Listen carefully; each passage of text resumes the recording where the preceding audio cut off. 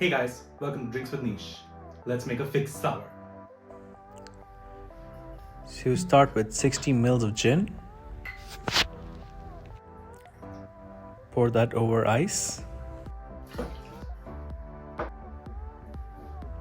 Add 30 ml of lime juice.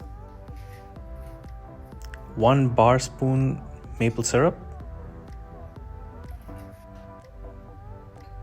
And about 45 ml of fig syrup, which is basically figs pureed with sugar and some lime juice. Then go ahead and give it a shake.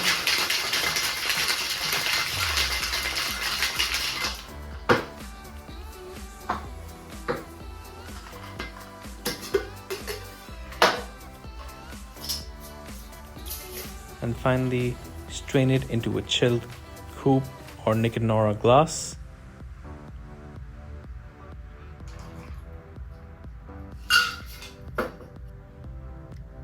And garnish with a skewer of figs and lime. And there you go, the fig sour.